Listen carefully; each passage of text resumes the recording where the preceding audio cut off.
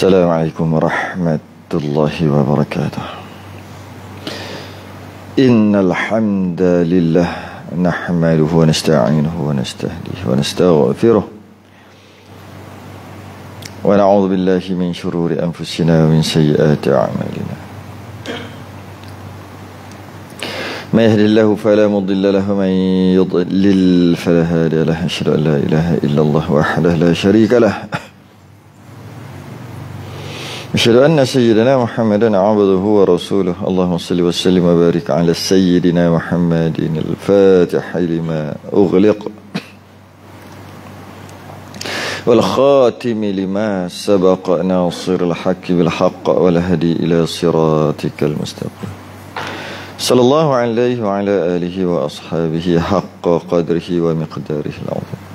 اللهم نور بالكتاب بصري وأتلق به لساني واشرح به صدري واستعمل به جسدي بحولك وقوتك فإنه لا حول ولا قوة إلا بك سبحانك لا علم لنا إلا ما علمتنا إنك أنت العليم الحكيم ولا حول ولا قوة إلا بالله العلي العظيم أما بعد. الحمد لله. Sambung malam ni Kitab Muhyiddin Musalli yang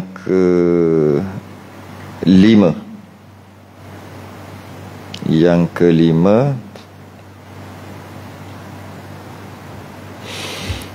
Ke surat 19. Betul kan? Betul. 19. Rukuk. Yang kelima. 20? 32. Oh. 32. Oh. Biru kan? Hijau 19. Kena cari kitab biru. Semua tempat duk yang tu, yang ni tak ada, jarang pakai. 32. Yang jawi kita asal musuh 8. 1, 2, 3, 4, 5, 6, 7, 8, 9, 10. 11, 12 daripada atas. Musuh 8, 12 daripada atas. Rukuk. Kita masih lagi membincangkan rukun sembahyang. Rukun sembahyang yang kelima. Qala al-muallif rahimahullah ta'ala wa nafa'ana wa iyyakum bi'ulumihi fid darain amin ya rabbal alamin. Yang kelima daripada 13, rukuk. Wa aqimus salah wa atuz zakah warka'u ma'ar raqiin. Tu ayat Quran dia tu. Wa aqimus salah, dirikan sembahyang, wa aqimus salah wa atuz zakah, dan tunaikan zakat, warka'u, dan rukuklah ma'ar raqiin, bersama orang-orang yang rukuk kalau solat jemaah. Maknanya rukuk ni dalam Quran ada sebut.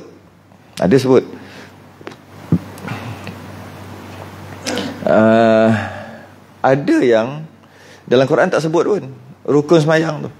Sujud ada. Sujud ada, pastilah. Berdiri ada, awal-awal lagi. Wa aqimus salah.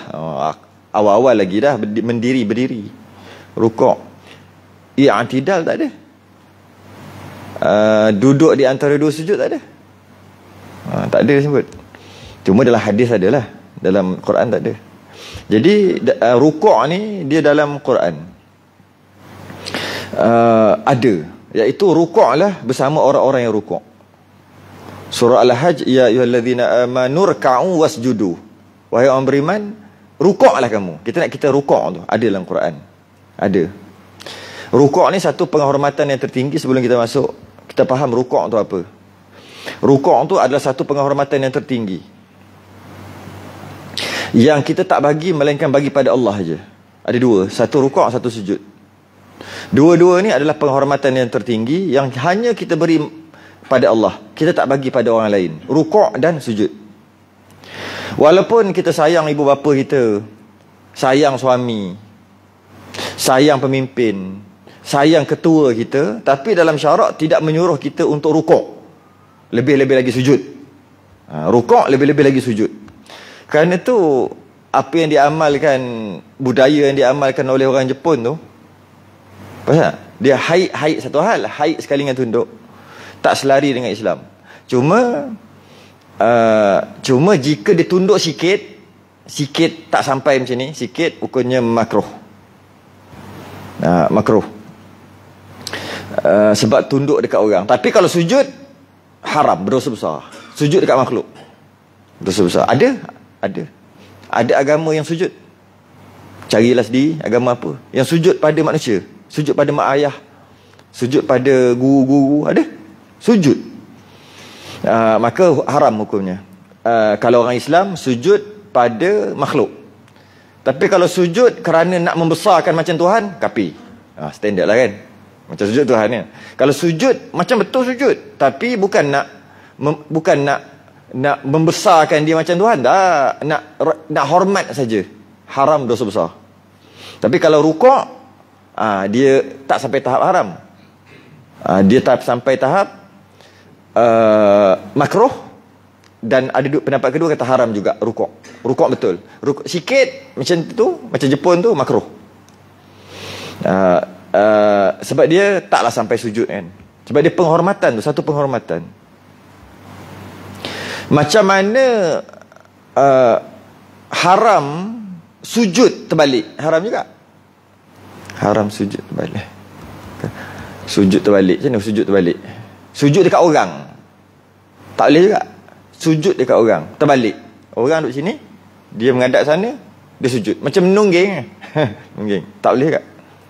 Macam tu juga rukuk terbalik, tak boleh juga. Sama ada makruh ataupun haram. Bergantung pada ulama yang keras sikit, dia kata haram terus. Rukuk terbalik. Rukuk betul pun tak boleh, rukuk terbalik pun tak boleh. Terbalik tu macam menungging jugalah. Kecuali dalam sembahyang. Dalam sembahyang memang terpaksa tungging orang belakang. Habis macam mana nak rukuk? Terpaksa lah. Kalaulah di luar sembahyang, buat gitu haram hukumnya. Dia rukuk di luar sembahyang, seorang tengah berdiri, cakap-cakap, dia pergi, pusing, tungging gitu. Macam rukuk, haram. Tak boleh buat gitu. Hukumnya haram.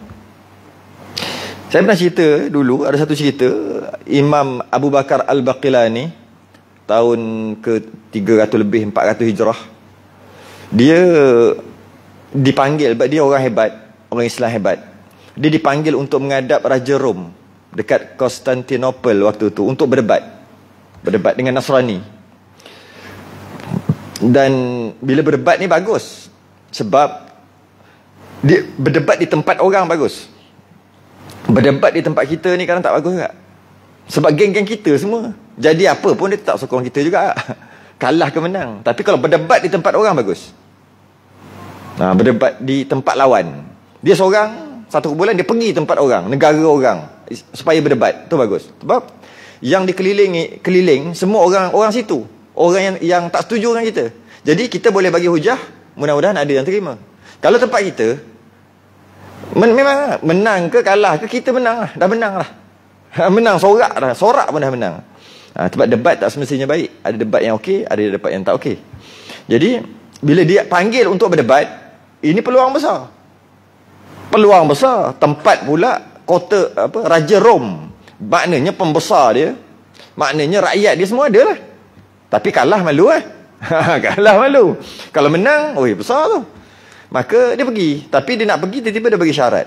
Raja Rom tu, ataupun pembesar dia masa panggil tu, dia bagi syarat. Masa sampai-sampai, dia kena tunduk. Tunduk masuk rukuk. Itulah protokol yang perlu dipatuhi. Macam kita ni, kalau menghadap tuanku, ada sembah dia kan. Bukan sembah dia panggil sembah tu. Ampun tuanku, boleh? Sembah patik, harap dia ampun, tu je kot. Macam tu lah, itu protokol dia. Kalau tak buat, kira macam tak menghormati. Itu nama je sembah, tapi bukan sembah, bukan sujud. Yang ini dia suruh sembah betul, tapi bukan sembah sujud. Sembah sampai tahap rukuk. Rukuk gitu. Maka benda tak boleh. Sekarang macam mana? Kalau pergi, mungkin dapat mengislamkan ramai orang juga. Kalau pergi, kalau tak pergi, kalau pergi mengislamkan ramai orang, tapi kena buat benda haram. Mengikut pendapat kata haram lah. Paling-paling pun makruh. Dan memberi, apa dia panggil? Mengiktiraf.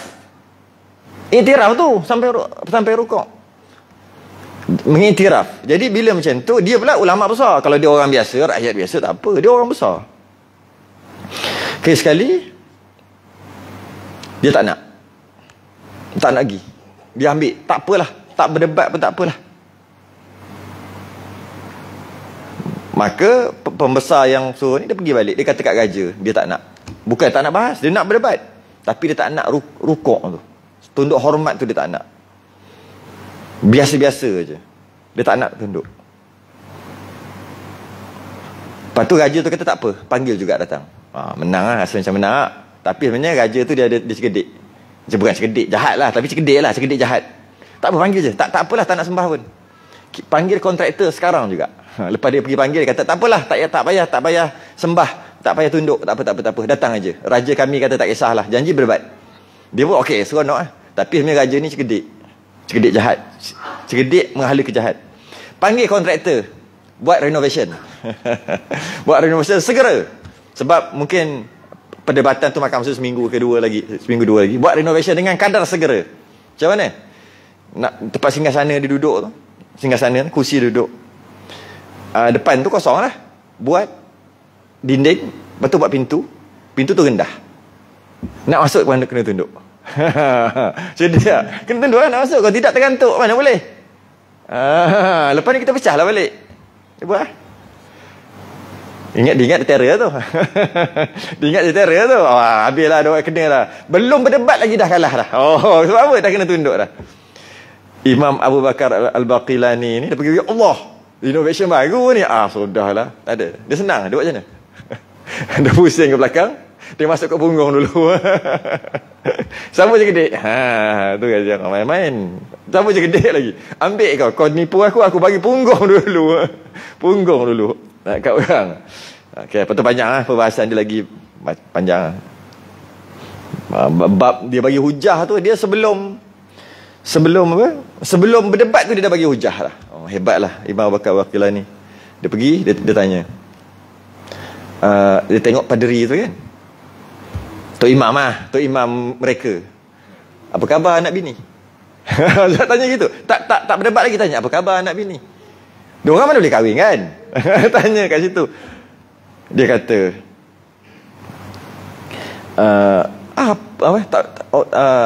kamu kan tahu kami ni tak boleh kahwin. Tak boleh berkahwin, tak boleh kahwin, tak adalah anak. Dia kata apalah, Tok Imam korang tak bagi kahwin. Korang tu lah, korang semua tak bagi Tok Imam korang kahwin. Tapi korang tuduh Tuhan korang ada anak. Betul juga. Wah, dia pusing terkejut. Betul juga. Tok Imam korang tak bagi kahwin, tapi Tuhan korang tuduh ada anak. Apa? Tu hebat. Dia pun balas balik. Saya ingat sikit je cerita dia. Banyak panjang cerita dia. Dia balas balik, tak puas hati. Dia kata, Nabi kamu ada Nabi. Perang. Wah, hebat. Nabi perang, Nabi kita lah ada perang. Menang. Pernah kalah. Dia kata apa lah, Nabi pun kalah. Dia kena balik. Dia Nabi pun kalah. Kan Nabi kita kan ada kalah kan, ada benar ada kalah kan dalam peperangan. Dia kata apa pula? Dia kata tak pelik pun. Korang lagi pelik. Tuhan pun kena tangkap, kena bunuh, kena salib. Lagi pelik Tuhan kena bunuh. Setakat Nabi kalah biasa lah. Ini Tuhan kena bunuh. Tuhan apa? Macam tu lah, lebih kurang. Panjang cerita. Memang suruh nak baca. Dia nak cerita yang rukuk tadi tu. Dia tungging kat belakang, dia undur kat belakang. Terkejut aku nak kenakan dia bagi buntut kat aku dulu. Tu sikit cerita pasal rukuk sebelum kita masuk. Dan sekurang-kurang rukuk ni apa? Rukuk ni satu perbuatan perbuatan tunduk dalam keadaan berdiri. Tunduk tu sekira-kira kadar dia kan, bila tunduk tu dia kan macam-macam, boleh tunduk sampai ke bawah. Kadar dia minimum. Itu dia sekurang tu maksud minimum. Tunduk tadi sekira-kira sampai 2 tangan akan lututnya. Bagi tangan normal. Sebab kita tengok ada tangan panjang. Ni bukan tangan pencuri, bukan tangan panjang. Ada tangan pendek. Dah gitu. Yang ini tangan normal. Ramai orang tangan dia memang macam tu, normal. Macam kita ni lah normal. Ada orang tangan panjang, ada. Sahabat Nabi pun ada tangan panjang. Bukan tangan panjang curi ya. Tangan panjang, memang tangan panjang. Panjang dia hampir kena lutut bila dia berdiri. Nama dia siapa tau? Zul Yadain. Tu gelaran, bukan nama, tu gelaran. Gelaran sahabat Nabi ni Zul Yadain. Apa Zu? Zu tu mempunyai, orang yang ada, Zu. Yadain tu dua tangan. Nama dia, siapa nama dia? Nama dia orang yang ada dua tangan. Kenapa Nabi gelar dia ataupun digelarkan dia zaman tu, digelarkan dia orang yang mempunyai dua tangan? Sedangkan orang lain semua ada tangan. Sebab kalau dia ramai-ramai duduk, tangan dia je yang nampak. Tangan dia je yang terlalu nampak. Sebab besar, panjang. Tangan orang lain macam tak ada. Akhir sekali macam dia je ada tangan. Zul Yadain. Ada orang tangan pendek. Dia lahir-lahir tangan pendek. Ada. Pendek tu, pendek mungkin sampai bawah sikit daripada pinggang. Pendek lah tu. Pinggang dia, bukan pinggang kita. Pinggang dia kan? Yang sampai ke peha tu biasa kan? Jadi kita bukan nak ambil tangan tu, kita nak ambil tangan orang kebanyakan. Bila tunduk, tangan tu mulalah kena peha. Tunduk lagi, makin ke bawah, makin ke bawah, makin ke bawah. Bila touch, sentuh aja lutut, itulah sekurang-kurang rukuk. Touch, sentuh aja, tak semestinya pegang, sentuh aja. Ni kepala lutut, ni kepala lutut, peha, turunkan lagi, tunduk, kena dah. Itulah sekurang-kurang rukuk. Maknanya sah dah rukuk gitu. Tapi makruh lah, kecuali sakit pinggang ke apa. Kau sengaja buat makruh, tapi sah dah. Itu namanya sekurang-kurang rukuk. Yang kita kira itu berapa? Berdiri dengan rukuk 135 darjah. Kan? Dia punya tu. 135. Maknanya rukuk 135. Qiyam berdiri 136 darjah. 136 darjah tu dah nama berdiri, walaupun rupa macam ni. 135 tu namanya rukuk, walaupun sikit. Tu je beza dia. Kalau saja dia nak buat, dia duduk macam ni, 136 darjah. Duduk ni. Dia semayang. Saja ni, saja. Bukan sakit, saja. Lepas tu, masa rukuk, sikit je, turunkan 135. Sah. Tidak, 135, 136 balik. Sah. Tapi makruh lah. Tapi sah. Kita nak tahu minimum, nak bagi tahu minimum, sekurang-kurang. Yang ni tu, ini nama akmal. Akmal tu sempurna. Ini nama akmal. Rukuk akmal. Kita bukan nak cerita akmal. Akmal sekejap lagi. Kita cerita sekurang-kurang. Sekurang-kurang. Dan dia tak ada sebanyak-banyak. Sebanyak-banyak rukuk tak ada. Maksudnya, tak ada. Pergilah. Walaupun sampai rapat, dahi kena kepala lutut sekali. Namanya rukuk juga. Tapi sama juga. Makruh. Lebih daripada ni je makruh. Lebih pada sekurang-kurang. Lebih pada akmal. Lebih pada macam ni ke bawah. Makruh. Ke atas. Makruh. Tapi sah. Tapi sah. Okay. Entah lah dia masuk gimnastik ke apa ke. Sekali dia rukuk sampai dahi kena kepala lutut. Mana nak tahu. Sah. Sah. Tapi makruh Kalau sakit, tak makruh lah. Kalau kerana kesakitan, kecacatan, masalah anggota, tu tak ada masalah. Pening, tak masalah. Maknanya condong pula ke depan. Itu rukuk. Condong ke depan, kadar dia 135 darjah. Ataupun untuk mudah kira, berdiri, tegak. Dan rukuk sempurna, dia duduk tengah-tengah. Bawah sikit. Maka itulah sekurang-kurang rukuk. Tapi kalau dia rukuk ke belakang, tak sah. Macam gimnastik tu kan macam ni. Tak sah. Rukuk juga. Rukuk terbalik. Apa? Mata duduk atas. Tengok. Terbalik. Tak sah. Dia hanya ke depan. Maknanya bermula 135 darjah tu sehingga bawah. Itu semua boleh. Tapi yang akmal, itu yang kita nak cari. Kita bukan nak cari sah aja, kita nak cari sempurna. Cuma nak beritahu tu lah. Okey. Habis. Dan condong dia tadi, dia kata kat sini, condong atau tunduk tadi hanya ke depan. Ke belakang tak kira, ke tepi sana tak ada, ke kiri pun tak ada. Tak boleh.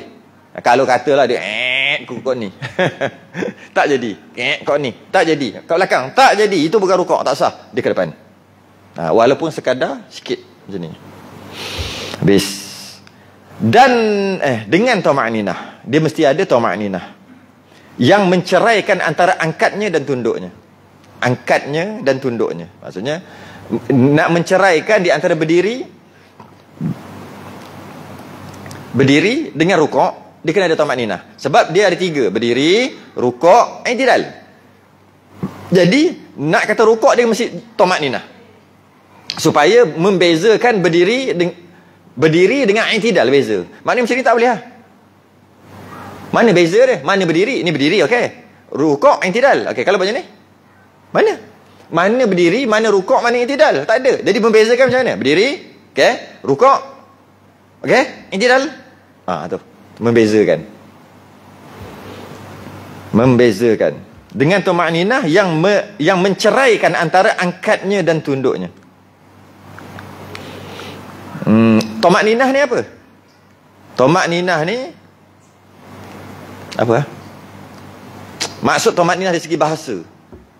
Tatma'innul qulub. Tuma'ninah tu apa? Ya ayyatuhan nafsul mutmainnah. Tuma'ninah tu, wahai jiwa yang tenang. Itulah tuma'ninah. Tenang. Maksudnya kalau macam ni tenang tak? Nampak tak tenang? Tenang je. Kan tenang tu. Maksudnya itu dari segi bahasa. Dari segi syaraknya adalah tetap ataupun tetap anggota ataupun memasukkan sendi-sendi anggota ke tempatnya. Gitulah lebih kurang. Maksud bergerak, sendi tu bergerak. Lepas tu dia diam. Sendi tu biar dia diam. Itulah dia. Bahasa sains dia, istilah sains dia panggil apa? Pegun tak? Pegun kan? Pegun. Tu tuma'ninah. Pegun. Jadi berapa lama nak pegun tu? Berapa lama nak tuma'ninah, nak duduk diam tu berapa lama? Kadar subhanallah. Nak kata 1 saat boleh, tapi memang atas border, atas line. Kalau 1 saat setengah, garanti. Kalau baca subhanallah azim tu terlebih-lebih. Dah, kita nak cerita minimum, paling kurang. Jadi kadarnya subhanallah. Subhanallah ni 1 saat.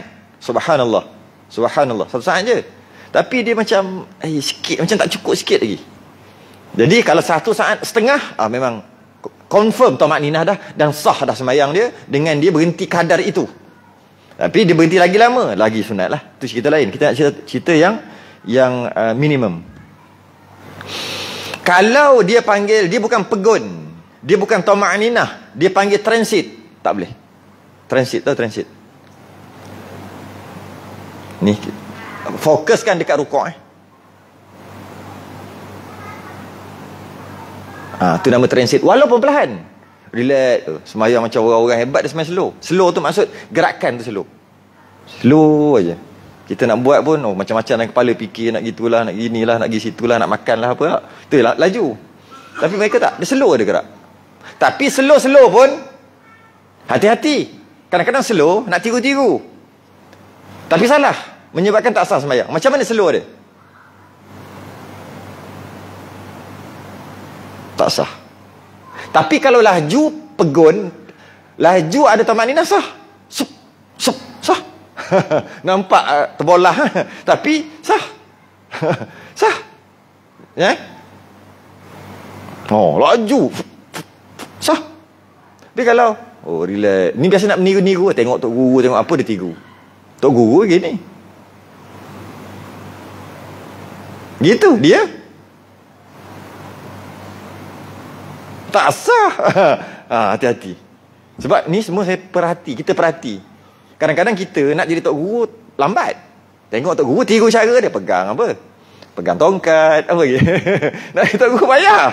Senang macam mana? Tiru aja. Copy paste. Kan zaman copy paste saja. Tapi copy sungguh Ini copy tapi tak salah. Banyak orang gitu. Pegang tongkat lah, betul. Subhanallah. Tok guru kat luar pun subhanallah, dalam rumah pun subhanallah. Dia dalam rumah tak. Dekat dalam kereta buka lagu, gedang. Itu berlakon. Itulah kita sekarang ni, lakonan. Banyak lakonan, luar nampak lain, dalam lain. Lakonan semata-mata kita ni. Jadi lakonan satu hal, tak adalah sampai berdosa. Berdosa tak? Tak. Depan orang subhanallah, belakang tak berdosa. Cuma kalau betul-betul dia ikhlas, dapat pahala. Tak ikhlas, tak dapat pahala. Tu je. Tapi taklah berdosa. Cuma kalau dalam masalah tadi tu, dia nak tiru, tapi dia cuma transit, dia panggil. Tak sampai 1 saat. Tup. Tu. Tak sampai. Maka tak sah. Dia kena ada, tu maksud tuma'ninah. Kita nak faham maksud tuma'ninah. Tapi kalau kelajuan tu tak kisah, itu dari segi adab. Dari segi sah memang sah kelajuan tu.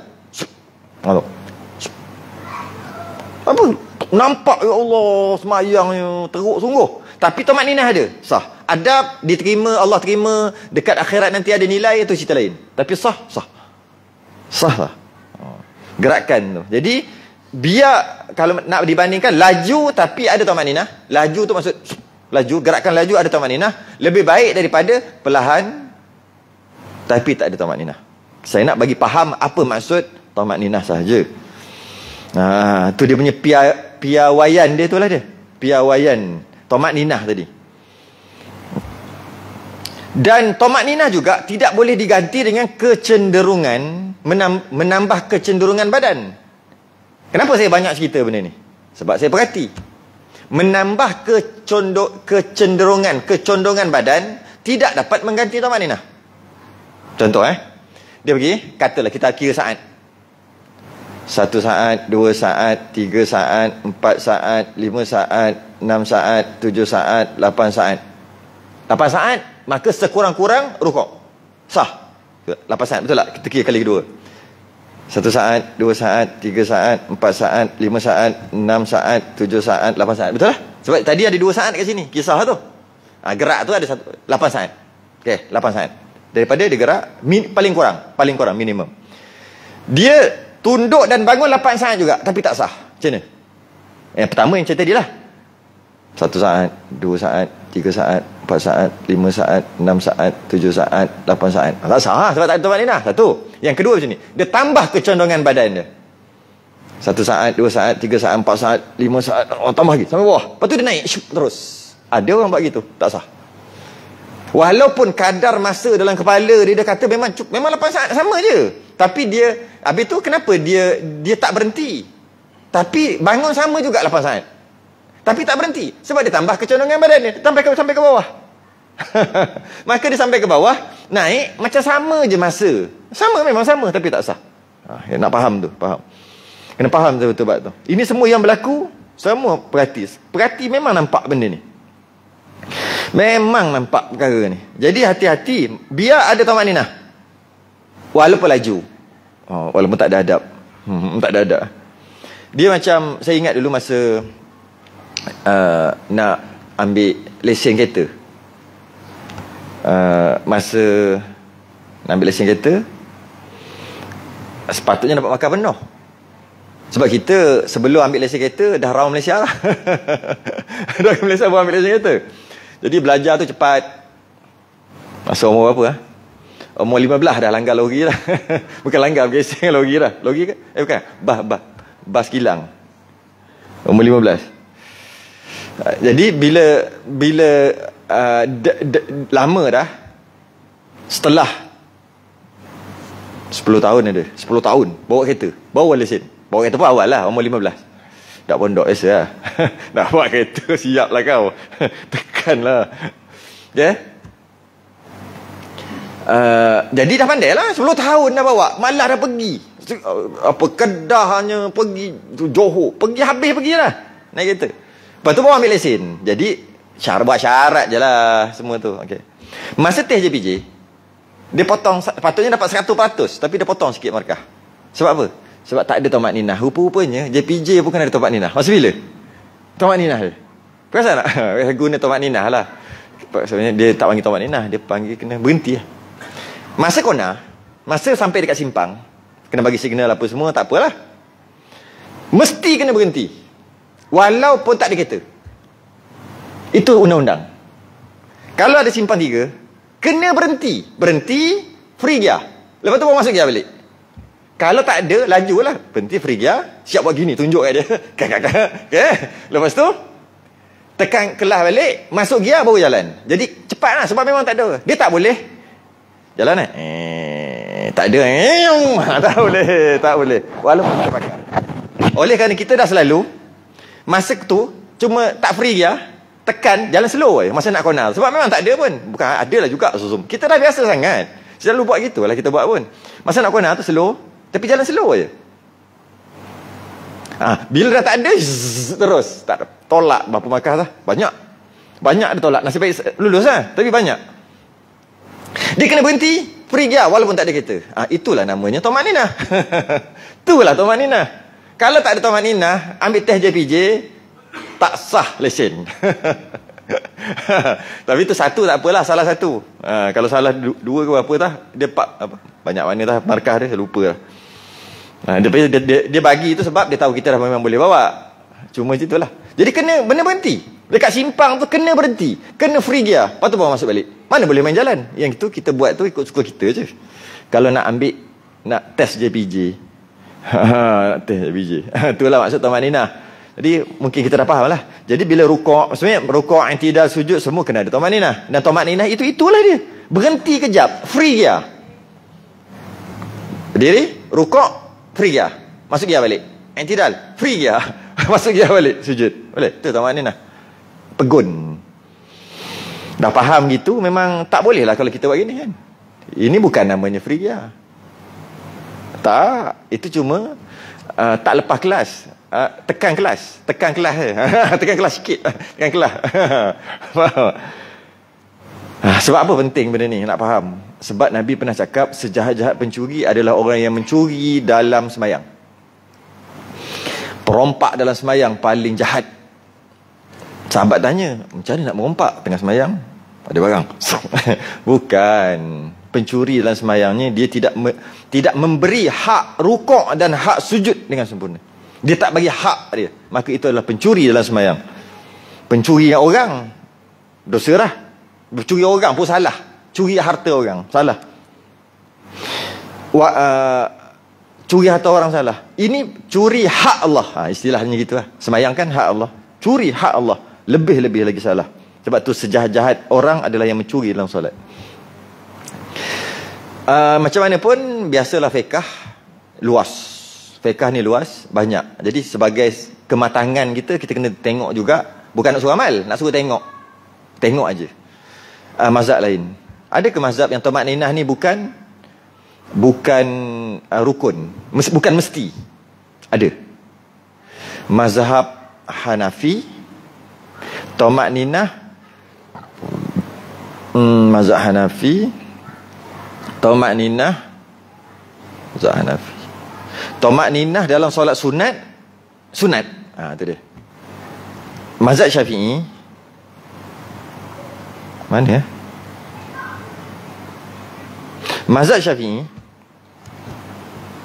Tumaninah dalam solat sunat pun wajib, dalam solat fardu pun wajib. Mazhab Hanafi dia beza. Dalam solat wajib tu wajib tumaninah. Bukan gini. Tumaninah dalam i'tidal dan duduk di antara dua sujud. Bagus betul. Tumaninah dalam i'tidal dan duduk di antara dua sujud. Dia panggil rukun pendek tu. Ada dua je rukun pendek. I'tidal, rukun i'tidal dengan duduk di antara dua sujud. Tumaninah dalam tu mazhab Syafi'i, sembahyang fardu ke, sembahyang sunat ke, wajib. Kalau tidak tak sah. Tapi mazhab Hanafi, solat fardu ya betul sama. Tapi solat sunat, tumaninah dalam i'tidal dan duduk di antara dua sujud adalah sunat. Sunat sahaja. Sunat sahaja. Jadi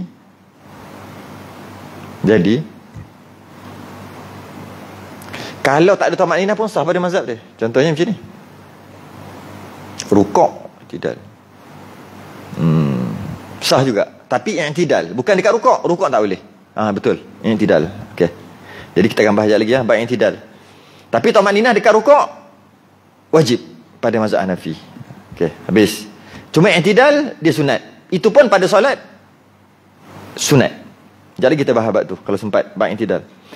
Dan jangan diqasad, jangan diniatkan rukuk tadi yang lain daripada rukuk. Macam mana? Jangan ni berdiri ni. Nak rukuk ni. Dia pun rukuk. Bila nak rukuk, niat rukuk lah. Tapi dia kata, nak rukuk, ya. Tapi jangan niat. Jangan niat lain. Jangan niat lain. Mesti niat rukuk. Soalan. Macam mana nak niat lain? Ketika rukuk, nak niat lain. Macam mana? Nak rukuk, tapi bukan niat rukuk. Niat lain. Dia kata tak boleh. Kalau niat lain tak sah. Niat rukuk aja sah. Kita biasa nak rukuk, kita niat rukuk lah. Habis, kalau kita tak niat rukuk, macam mana kita nak rukuk? Dah kita rukuk, untuk kita niat rukuk lah tu. Dia kata jangan niat lain, kena niat rukuk. Kenapa perlu ditimbulkan perkara ni? Sebab ada ke orang niat rukuk bukan ni? Ada ke orang rukuk bukan niat rukuk? Ada. Sebab tu dia timbul kan. Kena syarah lah. Tak syarah baca gitu boleh juga. Kena syarah. Macam mana? Dia rukuk tapi bukan niat rukuk. Sedangkan dia mesti rukuk dengan niat rukuk. Dia tengah sembahyang, anak baling bola. Dia waladdallin amin. Tak nak baca surah. Masa tengok nak min tu, lepas nak rukuk ni tengok bola. Dia pun alang-alang rukuk lah. Lagi pun memang lepas kalau tambah min aja. Tak payahlah, min tu pun sunat. Jadi dia pun elak gini ke bawah. Syuk bola ke tepi. Dia pun dah alang-alang gerak tu, dia terus gerak rukuk. Macam itulah, macam orang nak pukul ke apa ke, macam kungfu tu kan. Okay? Orang nak pukul, dia pun tunduk alang-alang. Dia tunduk kerana orang nak pukul, dia terus rukuk. Tak boleh. Tak boleh, maksud tak sah. Tak boleh rukuk gitu. Habis tu macam mana? Dah anak baling bola, dia pun dah tunduk macam rukuk. Dah rukuk, dia kata alang-alang rukuk, memang rukuk terus lah. Tak jadi. Cara ni macam mana? Dia kena bangun balik. Aku sekarang nak rukuk. Rukuk ni sebab nak rukuk, bukan sebab kena baling bola. Gitu lah. Ataupun anak geletek ke apa ke. Buat macam contoh apa pun anak geletek. Oh terkejut tu terukuk. Aku dah habis baca Fatihah dah. Memang nak rukuk pun. Tapi sekejap lagi, bukan sekarang. Tapi sebab terkejut tadi jadi rukuk. Maka alang-alang rukuk terus rukuk. Tak boleh. Dia kena bangun balik. Kali ni nak rukuk. Ni rukuk kerana nak rukuk. Bukan terkejut, bukan benda lain. Sebab tu dia bagi maksud. Jangan diqasad, jangan diniatkan yang lain daripada rukuk ketika rukuk tu. Itu je lah contoh yang boleh. Sebenarnya boleh lagi kalau kita nak panjangkan perbahasan ni. Panjangkan perbahasan ni. Contohnya nak sujud tilawah, tapi pelik lah sikit. Macam nak sujud tilawah. Pagi Jumaat, sembahyang seorang ke, sembahyang jadi imam. Sembahyang seorang lah, buat contoh sembahyang seorang. Dia hafal surah sajadah, dia baca surah sajadah, kan ada sujud kan, sujud tilawah tu kan. Tapi tengok subuh lambat masuk. Jadi maknanya nak pergi kerja, nak gerak pukul 7. Contoh lah, nak pakai baju lagi gitu ini. Tapi masa semayang tu kuatnya iman nak baca panjang sebab hafal. Tapi tengah-tengah baca risau juga, takut tak sempat pergi kerja. Contoh lah, nak buat masalah kan. Lepas tu baca, sangkut tak sangkut, baca sampailah ayat innama yu'minu bi ayatina alladhina idza dzukiru biha kharu sujada wa sabbahu bihamdi rabbihim wa hum la yastakbirun. Nak sujud ni. Masih digerak untuk sujud, tak sampai lagi. Tak sampai kerja. Alang-alang dah tunduk, rukuk Boleh tak rukuk? Boleh kan? Sebab dah itu dah baca surah, boleh je rukuk. Sebab sujud bila baca ayat tu tak wajib, sunat. Jadi bila dia dah gerak kerana nak sujud tilawah, tiba-tiba dia tukar sebab tak sempat nak kerja ni, tak sempat ni. Dia pun terus alang-alang dah gerak, rukuk Dia pun nak sujud ni, tukar niat, rukuk tak boleh. Macam mana? Berdiri balik, rukuk. Itulah contoh kalau macam pelik lah sikit. Okay. Dan yang akmalnya, ini yang sempurna. Ini yang sempurna. Ini bukan sah batal dah. Ini yang terbaik. Dan yang sempurna, yang terbaik. Yang akmal. Disamakan belakangnya dan tengkuknya. Tu dulu. Disamakan belakangnya. Belakang straight. Yang ini tak boleh buat seorang. Untuk berlatih kena 2 orang. Seorang tak boleh. Seorang dia tak boleh tengok. Masa dia rukuk dia tak boleh tengok. Dulu masa mengaji bab ni belasan tahun tu,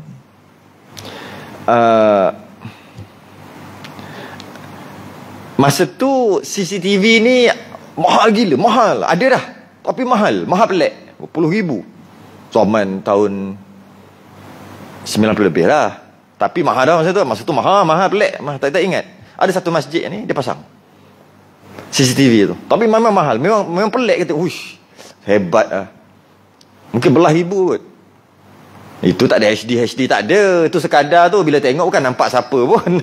Cuma tahu Cuma nak bagi tahu tu mula-mula CCTV. Saya nak cerita apa ni? Pernah kita semayang kat situ Pernah satu ketika tu barang hilang. Masa orang semayang dia letak tepi ke letak depan ke, masa dia sujud dia bangun-bangun hilang. Alamak, tak ada. Cari-cari orang tu dah lagi lah. Akhirnya dia pasang CCTV. Dapat tahulah kes tu. Saya bukan nak cerita tu. Saya tengok CCTV tu. Tengok kita sembahyang. Macam ni aku sujud. Macam ni aku rukuk. Loh, tak sangka rukuk macam tu. Kita nak rukuk lain, tapi jadi lain. Sebab kita tak pernah tak pernah boleh kita tengok berdiri boleh. Boleh bajet berdiri. Tapi kalau rukuk sujud tak boleh. Sebab bila kita rukuk, kita tak boleh tengok kita rukuk. Bila kita sujud, tak boleh tengok kita sujud. Comel ke huduh. Jadi nak tak nak kena dua orang. Sekarang ni lagi senang. Pasang je kamera, rakam, rukuk semayang. Kita pasang sendiri. Tak payahlah buat live. Nanti banyak live lah. Jangan buat live. Cuma nak pasang video, letak, kita semayang. Untuk kita nampak, oh macam ni aku rukuk, macam ni aku sujud. Kadang-kadang dalam kepala kita lain, tapi kita buat lain. Kita dah belajar semua, kita nak buat yang terbaik. Ini cerita Akmal kita sempurna. Oh, lain lah aku rukuk, lain lah aku sujud. Sebab kita tak nampak. Okay. Jadi rukuk adalah sama belakang tu. Sama tulang belakang ni, sama. Kita kadang-kadang ketika rukuk, kita ni memang nak sama kan. Tapi bila orang lain tengok tak sama. Yang dia kata sama ni bukan kita, nampak sama. Jadi nak tak nak kena ada dua orang lah. Seorang lagi tolong tengok ataupun kena tangkap video. Oh macam ni. Sebab kita nak yang sempurna. Dari segi sah, sebut dah tadi, semua sah. Daripada start macam ni, semua sah. Macam ni. Cuma kalau tak sempurna macam ni makruh, macam ni makruh. Makruh. Tapi sah. Cuma nak sempurna, nak tak nak kena tangkap video. Ataupun belah suruh anak-anak ke, ayah tengah sembahyang, kau tangkap jap. Tangkap depan belakang. Tangkap atas bawah semua. Bila kita tengok kita sembahyang macam mana. Yang lebih-lebih lagi dekat 3 benda. 4 lah. Berdiri pun, tapi biasa tak ada masalah lah. Tangkap berdiri, rukuk, sujud dan tahiyat. Duduk tahiyat akhir. Kita nampak duduk tahiyat akhir tu okey. Bila kita tengok, kenapa dada aku jadi sengit gitu? Kenapa kaki aku jadi tu? Kenapa tak comel nampak? Kenapa nampak macam kiat tau? Nampak macam tak selesa. Kenapa gini? Kenapa? Rupanya kita tak pernah tengok. Jadi kita tak boleh adjust dalam kepala. Jadi bila naknya rukuk adalah sama. Malah sama tu kalau letak plywood, dia straight. Kalau ambil suluh lampu, tutup lampu, tutup lampu, bagi cahaya. Nampak macam meja. Saya nampak, ni meja ke orang? Macam tu. Nak bagi straightnya. Jadi nak buat tu dia perlu usaha. Dia tak boleh main agak-agak. Nak dapat sempurna. Satu, selesai. Belakang. Straight. Dan tengkuknya straight juga. Yang ni ramai orang tak peduli. Bentang-bentang lah sunat, dia tak peduli. Tengkuk ni, tengkuk ke leher?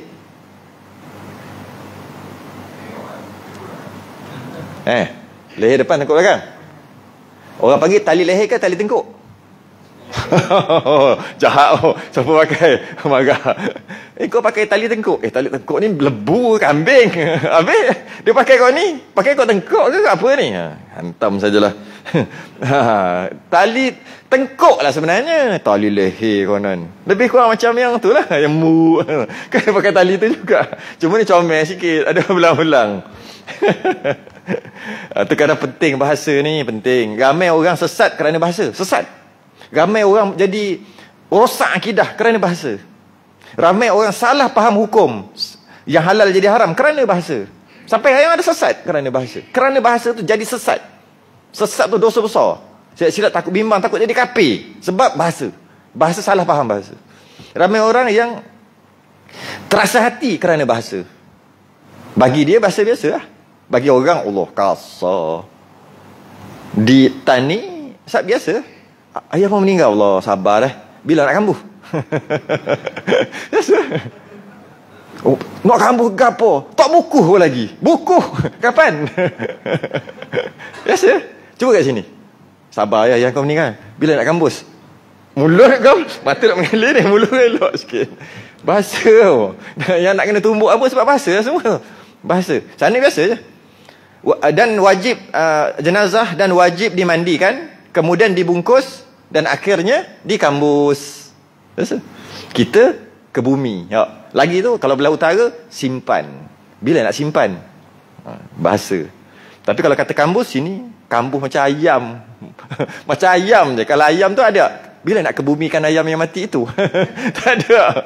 Bila nak kambus, tiba kau cakap ayah aku, mak aku kambus juga. Bahasa tu penting. Bahasa. Dengan bahasa orang boleh jadi sesat. Dengan bahasa boleh jadi kafir. Dengan bahasa boleh halal jadi halal, haram jadi halal. Dengan bahasa juga boleh bertumbuk, dan dengan bahasa juga boleh kahwin. Tu ayat power bahasa tu. Ayat power tu nagih macam enjet, tapi ayat power. Gen enjet ni semua ayat power. Saya dah jumpa. Gen enjet dia, Allah, ayat dia. Apa salah bini dia ni lawa, tunggu dak menjaga. Tunggu jumpa. Saya pernah mengajar kat sana dulu. Tunggu aja. Dia nak datang, siapa tu? Isteri. Oh, lawa je. Tunggu, sanggup tunggu. Berapa tahun masuk ni? 2 tahun, 3 tahun. Sanggup tunggu. Baik, isteri baik dan cantik. Tok lelaki keluar masuk menjaga, isak dadah. Tapi ayat dia sekali keluar, Masya Allah, bergegar. Jangan main geng-geng jet ni. Jangan main makpek ni. Jangan main. Dia punya power memang ayat power. Ya, cuba berkati. Dia bila dia injek, dia muka dia akan berubah kan. Orang isak dadah ni, dia muka dia berubah. Muka pelik kan, muka uduh lah kena, pelik. Muka pelik sebab dadah tadi tu, dia jadi pelik. Tapi pelik-pelik pun mana lagi penting? Muka ke ayat power? Ayat power lagi penting. Kalau duit banyak, ayat tak power boleh cerai tau. Duit banyak tapi ayat tak power, lama-lama boleh bergaduh. Tapi kalau ayat power, baru nak marah, bagi ayat power, sejuk balik. Bagi ayat aja. Rosak orang perempuan. Itulah yang ramai-ramai anak luar nikah apa semua tu, ayat powernya pasal lah tu. Kalau ayat tak power, takkan lah keluar anak. Ayat power tu lah yang keluar anak. Cukup lah marah orang perempuan ni. Tengok komen nasib dia orang tak ada kan. Tak ramai kot. Okey. Mana sambung ni? Okey, samakan belakang. Dan tengkuknya, tengkuk. Tengkuk ni kita tengkuk. Macam ni kita tengkuk je. Okey, ni kepala lah. Ni kepala. Ni tengkuk lah kita panggil. Macam ni. Ni tengkuk lah, ni kepala. Kepala. Straight. Ni kepala ni, straight. Straight. Tu dan tengkuk straight. Kalau kepala diangkat kan, tengkuk dia jadi macam ni. Jadi macam ni. Macam ni. Dia tak jadi straight. Kalau letak plywood daripada kepala sampai punggung, dia tak sama dah. Kerana rukuk yang sempurna letak plywood straight daripada kepala sampai ke belakang. Kalau angkat aja, dia dah tak balance dah. Okey. Ni sempurna, saya ulang balik. Ini kesempurnaan ini bukan sah batal. Akmal. Jadi ada silap faham sikit berkaitan dengan ketika sembahyang sunat tengok tempat sujud. Silap faham. Apa maksud tempat sujud? Tempat sujud bukan apabila rukuk atau apabila sembahyang sunat tengok tempat sujud. Rukuk juga termasuk dalam sembahyang. Berdiri pun sembahyang, rukuk pun sembahyang, sujud pun sembahyang, duduk di antara dua sujud pun sembahyang, semua sembahyang. Jadi ketika gerakan tadi, semua tengok tempat sujud lah. Berdiri pun tengok tempat sujud, rukuk pun tengok tempat sujud, i'tidal pun tengok tempat sujud, sujud pun tengok tempat sujud. Memang patutlah. Duduk di antara sujud pun tengok tempat sujud, tahiyat pun tengok tempat sujud. Okey. Tak apa yang lain, kita nak bahas bab rukuk aja. Jadi bila salah faham, tempat sujud tu kepala, maka itu jadi gini. Kepala kena lantai. Sedangkan bukan sunat tengok ketika sembahyang, sunat tengok tempat letak kepala. Lain. Apa beza? Tempat letak kepala dengan tempat sujud apa beza? Dia kena main bahasa. Bab ni kena main bahasa. Dalam masalah hukum kena main bahasa. Mainlah istilah. Kalau tidak dia akan jadi salah faham. Ini antara salah faham kerana bahasa tadi. Apa beza tempat sujud dengan tempat letak kepala? Ada orang kata sama. Tak sama.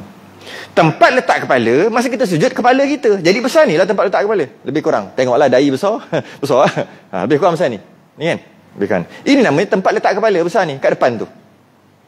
Lebih kurang lah. Kat depan. Itu nama tempat letak kepala. Tempat sujud bukan. Bukan itu sahaja. Tempat sujud, masa sujud, anggota apa yang terlibat? Kepala, tangan, lutut, kaki. Macam lagu lagi, macam lagu Didi. Didi. Kepala, tangan, lutut, kaki. Lutut, kaki. Dan pakaian yang terkena sekali, pakaian tu akan terkena juga. Itu pun nama tempat sujud jugalah. Itulah dia. Dia panggil tempat sujud.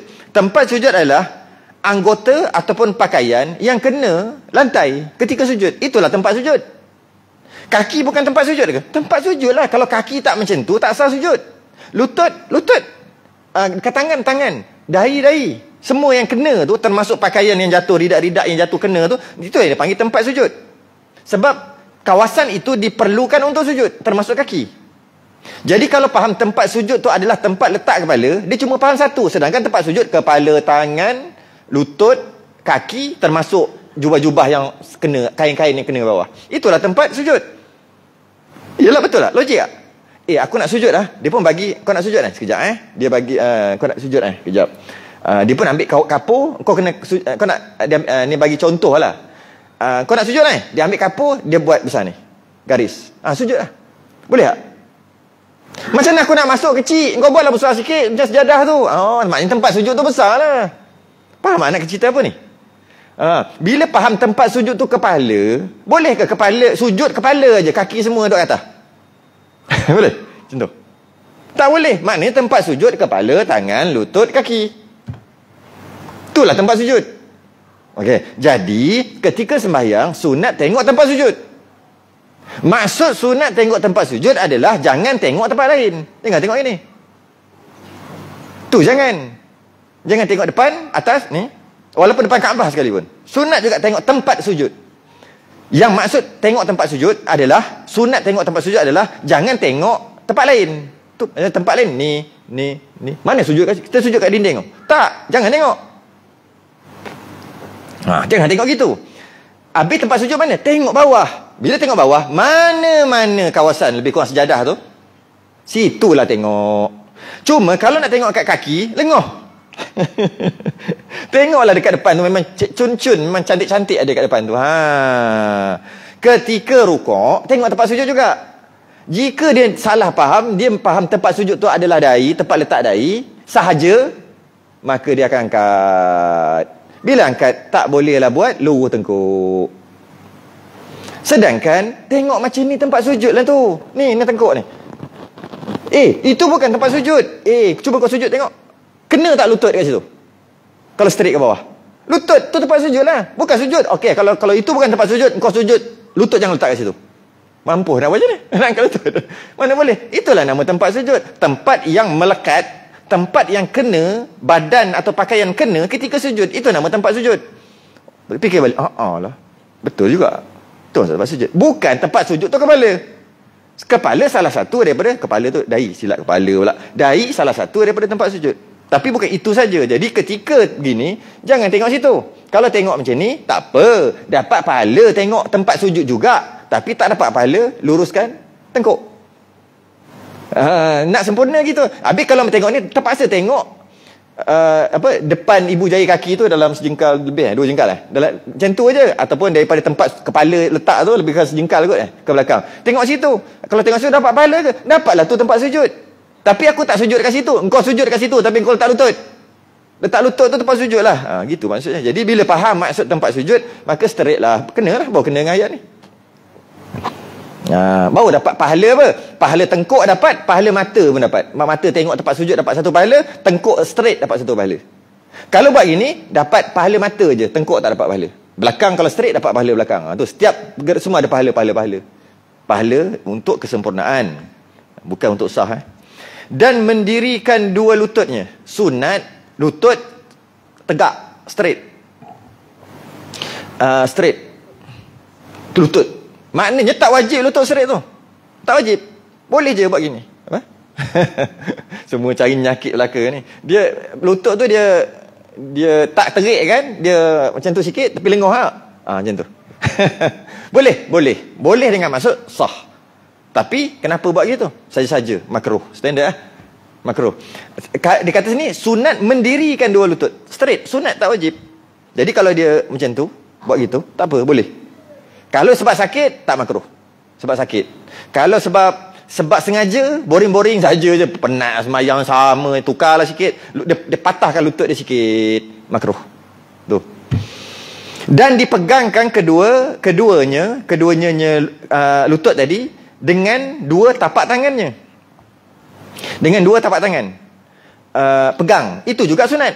Maknanya boleh tak rukuk tapi tangan tak ada kat kepala lutut, tapi condong tu dah cukup syarat?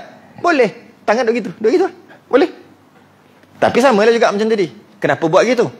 Ada masalah saraf. Tak makruh. Kenapa buat gitu? Saja je.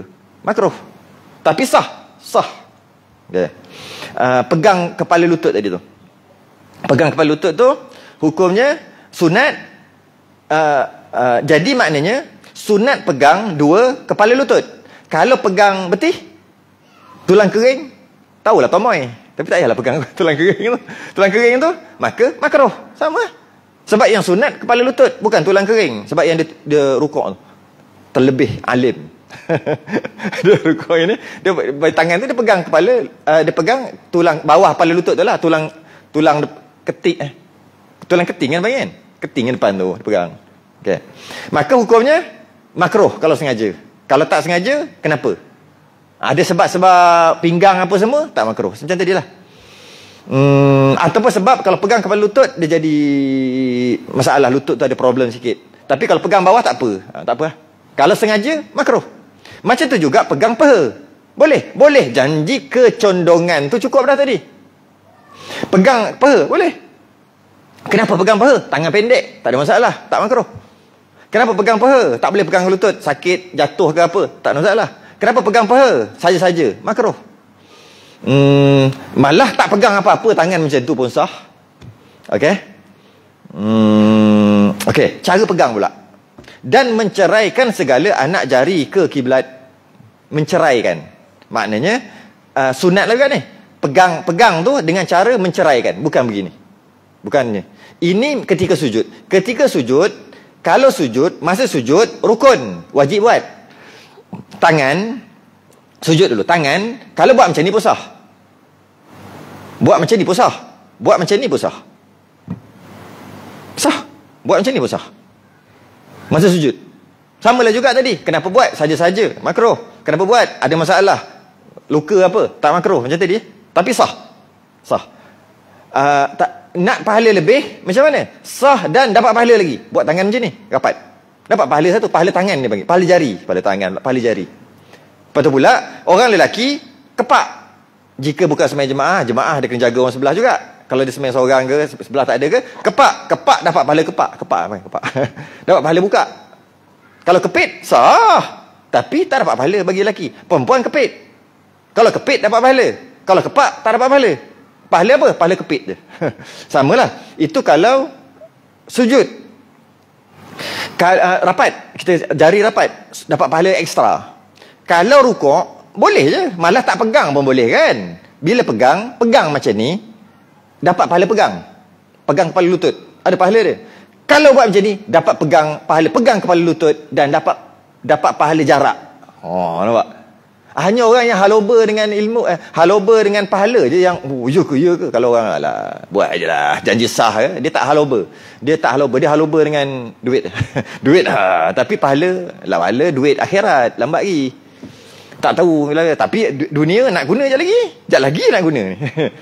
Jadi ada orang, dia dah nampak, dia pandang jauh, dia dah nampak dah, nanti nak pakai duit akhirat. Jadi dia haloba. Ni berapa harga ni? Banyak nak tempat ni. Nak bayar hutang orang lagi. Yang duduk ngumpat orang ni minta balik. Bayar. Yang duduk buat hal dengan orang apa atas dunia nanti kena bayar. Aku cukup tak duit aku? Nak cari orang yang buat hal dulu entah ke mana dah. Tak cukup. Jadi dia nak ini, dia nak semua dia nak. Sebab nak kumpul, nak bayar nanti. Kan kita tahu kan sistem barter yang akan berlaku. Sistem tukar menukar. Bagi pahala, dah tak ada pahala, ambil dosa dia apa jadi kita punya kan. Dekat akhirat. Jadi orang yang dah nampak jauh dah, dia akan nak semua tadi. Walaupun sekadar kepala lutut letak macam ni dengan letak macam ni. Ini boleh bayar berapa? Banyak tau. Boleh bayar kat orang tau. Apa yang buat hal? Yang banyak buat hal dengan orang. Boleh bayar apa tu? Tak tahulah. Kalau dia buat orang tu terasa, dia hanya bayar dengan pahala pegang macam ni je. Contohlah. Atas akhir nanti kita tak tahu macam mana cara tu. Cuma tu lah. Orang yang haloba dengan pahala, dia akan nak. Jadi kalau masa rukuk, tangan macam ni, dapat pahala rukuk, pastilah rukun. Dapat pahala letak tangan kat kepala lutut, tapi tak dapat pahala jari. Tapi kalau buka macam ni, dapat pahala rukuk, dapat pahala pegang kepala lutut, dapat pahala jari. Ni. Okey, dia kata menghadap jari ke anak kiblat. Macam mana? Ni kepala lutut, pegang macam ni. Tu menghadap jari ke kiblat. Bukan. Maksudnya menghadap jari, ni semua menghadap jari. Menghadap jari ke kiblat ni. Jadi maknanya pegang kepala lutut, pegang, kalau macam ni kepala lutut pegang macam ni, 3 je menghadap kiblat, kesian 2 ni. 2 ni tak menghadap kiblat. Ni Jepun, ni apa? Mereka. Kan? Jadi macam mana? Agak-agak lah, bagilah kena sikit. Macam ni tak dapat pahala pula. Gitu kan? Tu. Ni nasib lah, tak boleh pusing lah nak macam mana. Gitulah. Masa sujud pun sama. Kalau macam ni, dapat pahala jari. Ni semua menghadap kiblat ni. Depan pula dia kena menghadap kiblat. Kalau macam ni, 3 je yang boleh lebih kurang nak pergi. 2 ni kesian. Ini pergi kat mana? Mexico. Ni mana? Kesian. Tak dapat pahala yang ini. Sebab tu dapat ketika sujud. Ketika rukuk begitu. Sedaya upaya. Biar ni menghadap. Ni nanti menghadap kiblat. Tu dia maksudnya menceraikan segala anak jari menghadap kiblat. Jadi bukan pegang gini lah. Kalau pegang macam ni boleh dah, tapi rugi sikit lah. Ini adalah akmal, kesempurnaan sahaja. Walaupun kesempurnaan, orang yang haloba, orang yang tak boleh, aku banyak buat dosa dulu, tak tahulah apa nasib aku. Dia akan benda kecil macam ni pun dia nak. Benda kecil macam ni. Macam orang banyak hutang. Orang banyak hutang, dia pun Allah, kalau ada overtime berapa bayaran overtime, ambil aja. Overtime 5 minit. 5 minit aku nak. Berapa sen? 25 sen aku tak kira aku nak. Kerja lebih. Sebab apa? Banyak hutang. Banyak hutang. Tapi yang rasa tak ada hutang tu, dia tak heran. Aku banyak dah pahala, berlambak lah. Hutang orang tak ada, dia tak peduli. Kita tak tahu lah duduk kat mana. Yang ke-6 akan datang, i'tidal. Yang ke-6 tangguh lo. Okey, kita sudah dengan tasbih kafarah dan salat subhanakallah.